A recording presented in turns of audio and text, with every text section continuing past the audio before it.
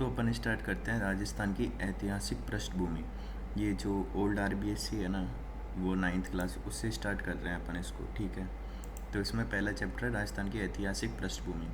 तो राजस्थान की इतिहास हमारी गौरवमय धरोहर है, जिसमें विविधता के साथ निरंतरता है। परंपराओं और बहुरंगी संस्कृति तो परंपराओं और बहुरंगी सांस्कृतिक विशेषताओं से ओतप्रोत राजस्थान एक ऐसा प्रदेश है जहाँ की मिट्टी का कण कण यहाँ के रणपाकुरों की विजय गाथा का बयान करता है।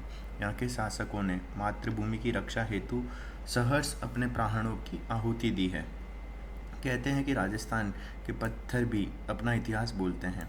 यह पुरा संपदा का अटूट खजाना है, ठीक है। कहीं पर प्राग ऐतिहासिक शैल चित्रों की छटा है, तो कहीं प्राचीन संस्कृतियों के प्रमाण हैं। कहीं प्रस्तर प्रतिमाओं का शैल्पिक प्रतिमान, तो कहीं शिलालेखों के रूप में पाषाण पर उत्कीर्ण गौरवशाली इतिहास।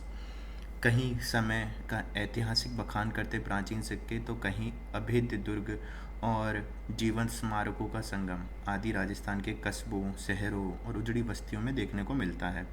फिर राजस्थान के बारे में यह सोचना गलत होगा कि यहाँ की धरती केवल रण क्षेत्र रही है। यह सच तो यह है, यहाँ तलवारों की झंकार के साथ भक्ति, आध्यात्मिकता का मधुर संगीत सुनने को मिलता है। तो वो कह रहा है कि सिर्फ यहाँ पे रण का क्षेत्र नहीं है, यहाँ पे और सारी चीज़ें भी मिलती है, भक्ति, आध्यात्मिकता और ये सब। फिर यहाँ लोक परक सांस्कृतिक चेतना अत्यंत गहरी है। मेले त्यौहार यहाँ के लोगों के मन में रचे बसे हैं। लोक नृत्य, लोकगीत राजस्थानी संस्कृति के संवाहक हैं। राजस्थानी चित्र शैलियों में श्रृंगार, सौंदर्य के साथ लौकिक जीवन की सशक्त अभिव्यक्ति मिलती है। तो यहाँ की चित्र शैलियों में श्रृंगार तो है ही है, उसके साथ लौकिक जीवन की सशक्त अभिव्यक्ति भी देखने को मिल रही है, ठीक है। फिर राजस्थान की यह मरुभूमि प्राचीन सभ्यताओं की जन्मस्थली रही है। जैसे यहाँ कालीबंगा, आहाड़, बैराठ, बागोर, गणेशवर जैसी अनेक पाषाणकालीन, सिंधुकालीन और ताम्रकालीन सभ्यताओं का विकास हुआ है, जो राजस्थान के इतिहास की प्राचीनता सिद्ध करती है। इन सभ्यता स्थलों में विकसित मानव बस्तियों के प्रमाण मिलते हैं। फिर यहाँ बागोर जैसे स्थल मध्य पाषाणकालीन, नव पाषाणकालीन इतिहास की उपस्थिति प्रस्तुत करते हैं। तो अपन को ये एक चीज़ पता चली यहाँ से कि जो बागोर है वो एक तो किससे रिलेटेड है, मध्य पाषाणकालीन से है और नव पाषाणकालीन से है, ठीक है, मीसोलिथिक से और नियोलिथिक से, ठीक है। फिर कालीबंगा जैसे विकसित सिंधु काल स्थल, यहाँ विकास यहीं पर हुआ है, तो कालीबंगा को ये सिंधु काल से जोड़ रहा है, ठीक है। वहीं आहड़ गणेश्वर जैसी प्राचीनतम ताम्रकालीन सभ्यताएं भी बन भी है। तो आहड़ और गणेश्वर कौन सी है, ताम्रकालीन है, ठीक है। तो अपन को ये तीन चीज़ें यहाँ पे पता चली हैं सबसे पहले कि बागोर तो कौन सी है, मीजोलिथिक नियोलिथिक वाली, कालीबंगा सिंधु काल वाली है और आहड़ और गणेश्वर है ताम्रकालीन, ठीक है। अब है आर्य और राजस्थान। तो मरुधरा की सरस्वती और दृष्टवती जैसी नदियों आर्यों की प्राचीन बस्तियों की शरणस्थली रही है। तो जो आर्य थे वो कहाँ पे बसे थे, सरस्वती और दृष्टवती नदी है उनके किनारों पे इनकी शरणस्थली देखने को मिलती है अपन को। फिर ऐसा माना जाता है कि यहीं से आर्य बस्तियाँ कालांतर में दो आबादी स्थानों की ओर आगे बढ़ी। तो सबसे पहले वो यहाँ पे बसे हैं, उसके बाद वो आगे बढ़े हैं। फिर इंद्र और सोम की अर्चना में मंत्रों की रचना, यज्ञ की महत्ता की स्वीकृति, जीवन मुक्ति का ज्ञान आर्यों को संभवतः इन्हीं नदी घाटियों में निवास करते हुए हुआ था। तो वो कह रहे हैं कि जो इंद्र भगवान है और जो भी सोम है, इनके मंत्र और यज्ञ और इनकी की क्या महत्व है, ये सब है ना, इनको इन्हीं नदी घाटी के में जब निवास करते थे तभी पता चला है, सीधी बात ये बता रहे हैं नॉर्मली। फिर महाभारत तथा पौराणिक गाथाओं से प्रतीत होता है कि जांगल, अब जांगल कौन सा है, बीकानेर, मरुकांतर यानी मारवाड़ आदि भागों से बलराम और कृष्ण गुजरे थे, जो आर्यों की यादव शाखा से संबंधित हैं। तो आर्यों की यादव शाखा से संबंधित बता रहे हैं इनको, कृष्ण बलराम को। तो जांगल प्रदेश होता था बीकानेर और मरुकांतर होता था मारवाड़। फिर जनपदों का युग बता रहे हैं। तो आर्य संक्रमण के बाद राजस्थान में जनपदों का उदय होता है, जहाँ से हमारे इतिहास की घटनाएं अधिक प्रमाणों पर आधारित की जा सकती है। सिकंदर के अभियानों से आहत तथा अपनी स्वतंत्रता को सुरक्षित रखने को उत्सुक दक्षिण पंजाब की मालव, तो दक्षिण पंजाब की तो मालव हो गई, शिवी तथा अर्जुनायन जाति जो अपने साहस शौर्य के लिए प्रसिद्ध थी, अन्य जातियों के साथ राजस्थान में आई। तो ये सब है ना, फिर जो ये पहले दक्षिणी पंजाब में हुआ करते थे, जब सिकंदर का आक्रमण हुआ है तब ये कहाँ पे आ गए, राजस्थान में। तो दक्षिणी पंजाब की तो मालव, शिवी और अर्जुनाइन जातियाँ। फिर ये क्या कह रहा है, सुविधा के अनुसार यहाँ बस गई। इसमें भरतपुर का राजन्य और मत्स्य जनपद। तो भरतपुर में तो थे राजन्य और मत्स्य। नगरी का शिवी जनपद, अलवर का शालव जनपद। तो अपन को याद रखने होने चाहिए कि कौन से जनपद कौन सी जगह है। तो भरतपुर में तो राजन्य और मत्स्य है, ठीक है। और नगरी का शिवी जनपद, अलवर का शालव जनपद प्रमुख हैं। इसके अतिरिक्त 300 ईसा पूर्व से 300 ईस्वी के मध्य तक मालव, अर्जुनायन और योध्या की प्रभुत्ता का काल राजस्थान में मिलता है। मालवों की शक्ति का केंद्र जयपुर के निकट था। तो अपन को पता होना चाहिए मालव ये कहाँ पे थे, जयपुर के निकट। फिर कालांतर में अजमेर, टोंक तथा मेवाड़ के क्षेत्र तक फैल गए। भरतपुर अलवर प्रांत के अर्जुनायन अपनी विजयों के लिए प्रसिद्ध रहे हैं। तो भरतपुर और अलवर के रहे हैं अर्जुनायन, ठीक है।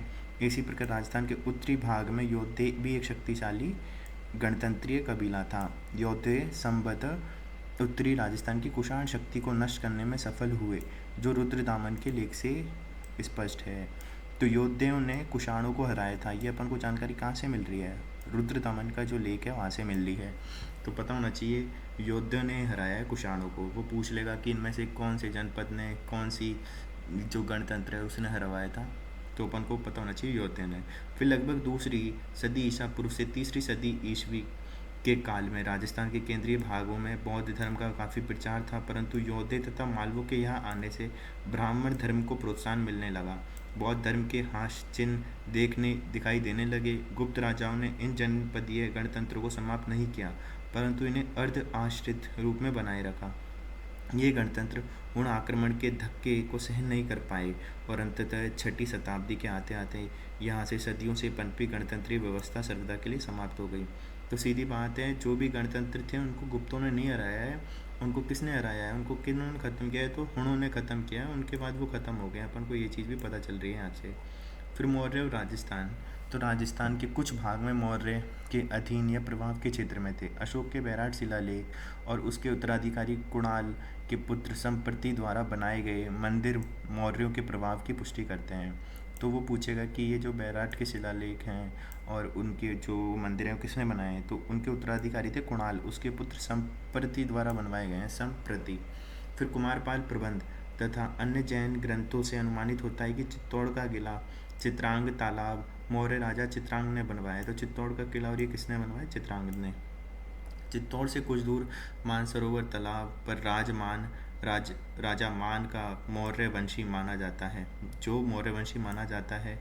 फिर इसका विक्रम संवत 770 का शिलालेख कर्नल टोड को मिला है। तो अपन को जो एक चित्तौड़ से कुछ दूर एक मानसरोवर तालाब है, वहाँ से राजा मान का ही कहना जो मौर्य वंशी था उसका शिलालेख मिला है, ठीक है। ये अपन को पता होना चाहिए, जिसमें महेश्वर, भीम, भोज, मान 4 नाम क्रमशः दिए हुए हैं। तो महेश्वर है, भीम है, भोज है और मान है। तो अपन को पता होना चाहिए इसमें किस किस के नाम दिए हैं, महेश्वर के, भीम के, भोज के, मान के, ठीक है। फिर कोटा के निकट कंसुआ के शिवालय से 795 विक्रम संवती का शिलालेख मिला है, जिसमें मौर्य वंशी राजा धवल का नाम है। तो कनशवा का जो शिलालेख है उसमें किसका है, धवल का है, ठीक है। इन प्रमाणों से मौर्य का राजस्थान में अधिकार और प्रभाव स्पष्ट होता है, ठीक है। फिर हर्षवर्धन की मृत्यु के बाद भारत की राजनीतिक एकता पुनः विघटित होने लगी। इस युग में भारत के अनेक नए जनपद का अभ्युदय हुआ। राजस्थान में भी अनेक राजपूत वंशों ने अपने अपने राज्य स्थापित कर लिए। इसमें मारवाड़ के प्रतिहार और राठौड़, ठीक है, मेवाड़ के गुहिल, मारवाड़ में तो प्रतिहार और राठौड़, मेवाड़ में घुइल, सांबर के चौहान और आमेर में कछवा, जैसलमेर के भाटी इत्यादि प्रमुख हैं। फिर शिलालेखों के आधार पर हम कह सकते हैं कि 6ठी शताब्दी में मंडोर के आसपास प्रतिहारों का राज्य था। फिर वही राज्य आगे चलकर राठौड़ों को प्राप्त हुआ। लगभग इसी समय सांबर में चाहौन राज्यों की स्थापना हो गई थी। धीरे धीरे वह बहुत शक्तिशाली बन गया। 5वीं और 6ठी शताब्दी में मेवाड़ और आसपास के भूभाग पर गुहिलों का शासन स्थापित होने लगा। 10वीं शताब्दी में अर्थूणा और आबू में परमार शक्तिशाली बन गए। तो अर्थूणा ये कहाँ पे है, ये बांसवाड़ा में अर्थूणा। तो यहाँ पे और आबू में परमार हो गए थे। तो अपन को एक चीज़ पता चली कि कहाँ पे कौन कौन से हैं, ठीक है। कि आबू, अर्थूणा में तो ये परमार हैं, गुहिल कहाँ पे थे, मेवाड़ में, ठीक है। सांबर में चौहान थे, मंडौर में प्रतिहार थे और वही आगे चल के राठौड़ों को मिल गए, ठीक है। फिर 12वीं और 13वीं शताब्दी के आसपास जालोर, रणथंभौर और हाड़ौती में चौहानों ने पुनः अपनी शक्ति का संगठन किया। तो 12वीं में फिर से यहाँ पे कौन आ गए, चौहान आ गए। ये चीज़ अपन को ऐसे पता चल रही है, परंतु कहीं कहीं विघटित भी होने लगे, ठीक है, सीधी बात यह है। अब इसके नामकरण के पीछे की बात करते हैं। तो वर्तमान राजस्थान के लिए पहले किसी एक नाम का प्रयोग नहीं किया जाता था, विभिन्न विभिन्न क्षेत्र के लिए अलग अलग नाम से जाने जाते थे। वर्तमान में बीकानेर जोधपुर का क्षेत्र महाभारत काल में जांगल देश कहलाता था। तो जो बीकानेर और जो जोधपुर है, इसको तो क्या कहते थे, जांगल कहलाते थे। इसी कारण बीकानेर के राजा स्वयं को जांगलधर बादशाह कहते थे। जांगल देश का निकटवर्ती भाग शपाद लक्ष्य वर्तमान अजमेर और नागौर के मध्य भाग कहलाता था। तो सपाद लक्ष्य अगर पूछेगा कि कौन सा क्षेत्र है, तो अजमेर और नागौर का मध्य वाला भाग है। फिर अलवर राज्य का उत्तरी भाग कुरु देश कहलाता था और दक्षिणी और पश्चिमी मत्स्य भाग कहलाता था। तो जो दक्षिण है अलवर का और पश्चिम है वो क्या कहलाता था, दक्षिण और पश्चिमी मत्स्य, और पूर्वी भाग सूरसेन देश के अंतर्गत आता था। भरतपुर और धौलपुर राज्य तथा करौली राज्य का अधिकांश भाग सूरसेन के अंतर्गत ही था। तो अपन को ये पता होना चाहिए ये सब सूरसेन के अंतर्गत है, भरतपुर, करौली, धौलपुर, ठीक है। फिर सूरसेन राज्य की राजधानी मथुरा, मत्स्य की थी विराटनगर और कुरु की थी इंद्रप्रस्थ, ठीक है। उदयपुर का प्राचीन नाम शिव था, जिसकी राजधानी माध्यमिका थी। तो अपन को यहाँ से पता चल रहा है कि इसकी राजधानी क्या थी, माध्यमिका थी, ठीक है। फिर ये कह रहा है आजकल माध्यमिका को नगरी कहते हैं, तो इस टाइम पे माध्यमिका को क्या कह रहे हैं, नगरी कह रहे हैं, ठीक है। फिर यहाँ पर मेव जाति का अधिकार रहा, जिस कारण इसे मेदपाट और प्रागपाट भी कहा जाने लगा। तो यहाँ पे कौन सी मेव जाति रहती थी, कहाँ पे, मध्यमिका में, ठीक है। फिर ये कह रहा है डूंगरपुर बांसवाड़ा के प्रदेश को वागड़ कहते थे। जोधपुर के राज्य को मरु और मारवाड़ कहा जाता था। जोधपुर के दक्षिणी भाग में गुर्जरा कहते थे। तो जो जोधपुर के दक्षिणी भाग है उसको गुर्जरा कहते थे और सिरोही के हिस्से को अबुर्त देश कहा जाता था। जैसलमेर को माड़ कहा जाता था और कोटा और बूंदी को हाड़ौती पुकारा जाता था। झालावाड़ का दक्षिणी भाग मालव देश के अंतर्गत आता था, ठीक है। तो अपन ने देखे कि कौन कौन से क्षेत्र हैं। तो अगर पूछेगा माड़ वाला कौन सा है, तो जैसलमेर है, कोटा बूंदी हाड़ौती है, और जो अपना झालावाड़ का दक्षिणी भाग है वो मालव प्रदेश है। सिरोही को आबुर्द कह रहे हैं। जोधपुर के जो दक्षिणी भाग है उसको गुर्जरा कह रहे हैं, तो गुर्जरात्रा, ठीक है। अपन को ये सब याद रखना है। और डूंगरपुर और बांसवाड़ा के प्रदेश को वागड़ कहते थे, दोनों को मिला के कह रहे हैं वागड़। और जोधपुर राज्य को मरु और मारवाड़, ठीक है। अपन को ये सारी चीज़ें पता चली हैं यहाँ से। फिर इस प्रकार जिस भूभाग को आजकल हम राजस्थान कहते हैं वे किसी विशेष नाम से भी प्रसिद्ध नहीं रहा। ऐसी मान्यता 1800 ईस्वी में सर्वप्रथम जॉर्ज थॉमस ने इस प्रांत के लिए राजपूताना, तो सर्वप्रथम 1800 ईस्वी में किसने दिया है, जॉर्ज थॉमस ने दिया है राजपूताना शब्द का उल्लेख। तो फिर प्रसिद्ध इतिहासकार लेखक कर्नल जेम्स टोड ने 1829 में अपनी पुस्तक annuls and antiquities of Rajasthan में राज्य का नाम राजस्थान अथवा राजस्थान रखा। तो थॉमस ने तो क्या रखा था, राजपूताना, और फिर जेम्स टोड ने रखा था राजस्थान और राजस्थान। जब राजस्थान स्वतंत्र हुआ तो इस राज्य का नाम राजस्थान स्वीकार कर लिया गया, ठीक है। अब आती है प्राचीन सभ्यताएं। तो इसमें पहले आता है राजस्थान और प्रस्तर युग। तो ये कह रहा है राजस्थान में आदि मानव का प्रादुर्भाव कब, कहाँ हुआ अथवा क्या क्रियाकलाप थे, इससे संबंधित समय सामयिकी लिखित इतिहास उपलब्ध नहीं है, परंतु प्राचीन प्रस्तर युग के अवशेष कहाँ कहाँ से मिल रहे हैं अपन को, अजमेर से, अलवर से, चित्तौड़ से, भीलवाड़ा, जयपुर, जालोर, पाली, टोंक आदि क्षेत्रों से। तो अजमेर, अलवर, चित्तौड़, भीलवाड़ा, जयपुर, जालोर, पाली, टोंक यहाँ से मिल रहे हैं। के क्षेत्रों में नदियों और उनकी सहायक नदियों के किनारों से प्राप्त हुए हैं। चित्तौड़ और इसके पूर्व की ओर तो औजारों की उपलब्धि इतनी है कि ऐसा अनुमान लगाया जाता है कि यह क्षेत्र इस काल के उपकरणों को बनाने का प्रमुख केंद्र रहा है। तो अपन को सबसे ज़्यादा यहाँ पे बहुत ज़्यादा औजार मिले कहाँ पे, चित्तौड़ और इसके पूर्व में। लूनी नदी के तटों में भी प्रारंभिक कालीन उपकरण प्राप्त हुए हैं। राजस्थान में मानव विकास की दूसरी सीढ़ी मध्य पाषाण और नवीन युग है। तो दूसरी सीढ़ी कौन सी है इसकी, मध्य पाषाण और नवीन युग, ठीक है। आज से हजारों वर्ष से पूर्व लगातार इस युग की संस्कृति विकसित हो रही है। इस काल में उपकरणों की उपलब्धि पश्चिमी राजस्थान में लूनी और सहायक नदियों की घाटियाँ, और दक्षिण पूर्व में राजस्थान में चित्तौड़ जिले में बेड़च और उसकी सहायक नदियाँ घाटियों में प्रचुर मात्रा में हुई हैं।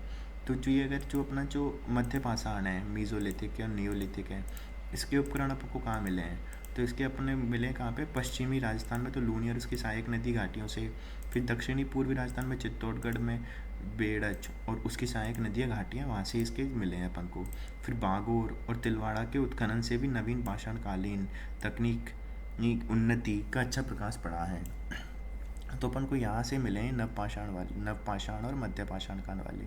इनके अतिरिक्त अजमेर, नागौर, सीकर, झुंझुनू, कोटा, बूंदी आदि से भी नवीन पाषाणकालीन उपकरण प्राप्त हुए हैं। फिर नवीन पाषाण युग में कई हजार वर्ष गुजारने के पश्चात मनुष्य को धीरे धीरे धातु का ज्ञान हुआ। आज से लगभग 6000 वर्ष पहले धातु के युग को स्थापित किया जाता है, ठीक है। परंतु समयांतर में जब तांबा और पीतल लोहा आदि का उसे ज्ञान हुआ तो उसका उपयोग औजार बनाने के लिए किया गया। इस प्रकार धातु युग की सबसे बड़ी विशेषता यह है रही कि कृषि, शिल्प आदि कार्यों का संपादन मानव के लिए अब अधिक सुगम हो गया और धातु से बने उपकरणों से वह अपना कार्य अच्छी तरीके से करना लगा। तो वो सीधी बात कह रहा है कि नवपाषाण काल जब गुजर गया, ठीक है, तो उसके बाद धीरे धीरे क्या उसको धातुओं का ज्ञान हो गया। धातु के ज्ञान से फिर वो अपने जो भी है शिल्प और कृषि उनके कार्य को अच्छे से करने लगा। अब आगे देखते हैं। तो इसमें पहली बात कर रहा है कालीबंगा की। यह सभ्यता स्थल वर्तमान में हनुमानगढ़ जिले में है। सरस्वती दृश्यवती नदी के तट पर बसा हुआ है। 2400 से 2250 ईसा पूर्व की संस्कृति की उपस्थिति का प्रमाण है। कालीबंगा मुख्य रूप से नगर नियोजन के 2 टीले प्राप्त हुए हैं। इसमें पूर्वी टीला नगर टीला है, जहाँ से साधारण बस्ती के साक्ष्य मिले हैं। पश्चिमी टीला दुर्ग टीला है, जहाँ दोनों टीलों के चारों ओर सुरक्षा प्राचीर बनी हुई है। तो दोनों के चारों ओर ही सुरक्षा की प्राचीर बनी हुई है। कालीबंगा से पूर्व हड़प्पाकालीन, उत्तर हड़प्पाकालीन साक्ष्य मिले हैं। पूर्व हड़प्पाकालीन स्थल से जुते हुए खेत के प्रमाण मिले हैं, जो संसार में प्राचीनतम है। पत्थर के अभाव के कारण दीवारें कच्ची ईंटों से बनती थीं। इन्हें मिट्टी से जोड़ा जाता था। व्यक्तिगत और सार्वजनिक नालियाँ, कूड़ा डालने के मिट्टी के बर्तन नगर की सफाई के असाधारण व्यवस्था के अंग थे। वर्तमान में यहाँ गग्गर नदी बहती है, जो प्राचीन काल में सरस्वती के नाम से जानी जाती थी।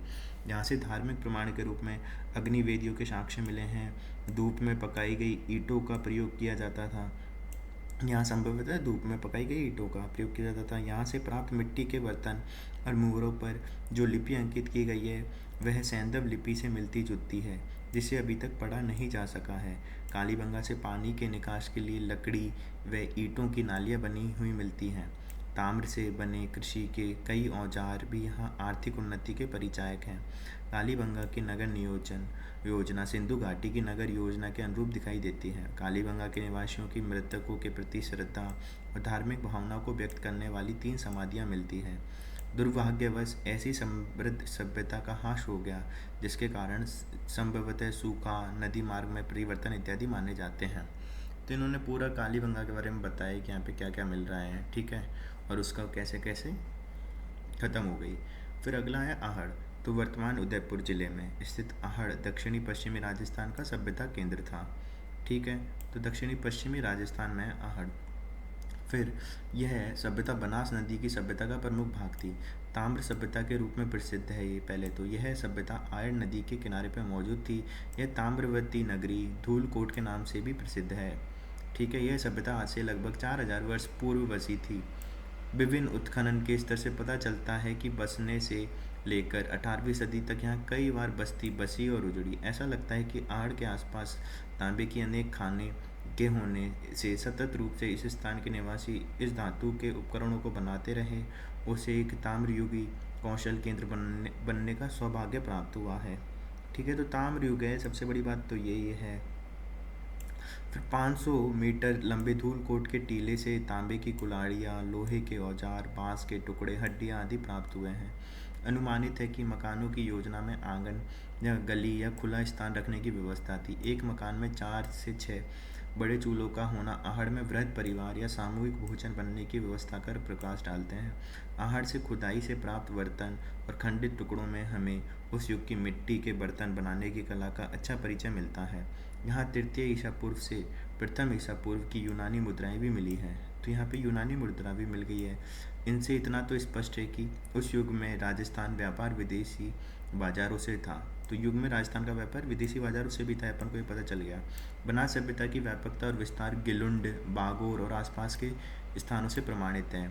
इसका संपर्क नवदा टोली, हड़प्पा, नागदा, एरन, कायथा आदि भागों की प्राचीन सभ्यता से भी है। जो यहाँ से प्राप्त काले और लाल मिट्टी के बर्तनों के आकार, उत्पादन व कौशल की समानता से निर्दिष्ट होता है। तो यहाँ पे कैसे लाल और काले मिट्टी के बर्तन के आकार मिले हैं, ठीक है, तो वही है। फिर अगला है वैराट। वर्तमान जयपुर जिले में स्थित वैराट महाभारत कालीन मत्स्य जनपद की राजधानी विराटनगर से समीकरण किया जाता है। यहाँ की पुरातात्विक पहाड़ियों के रूप में बीजक डूंगरी, भीम डूंगरी, मोती डूंगरी इत्यादि विख्यात है। यहाँ की बीजक डूंगरी से कैप्टन बर्ट ने अशोक का भ्रागु शिलालेख खोजा था। इनके अतिरिक्त यहाँ से बौद्ध स्तूप, बौद्ध मंदिर और अशोक स्तंभ के साक्ष्य मिले हैं। ये सभी अवशेष मौर्य युगीन हैं। ऐसा माना जाता है कि हुण आक्रांता मिहिर कुल ने वैराट का विध्वंस किया और चीनी यात्री हुआन चांग ने भी अपनी यात्रा में इसका वृत्तांत किया है।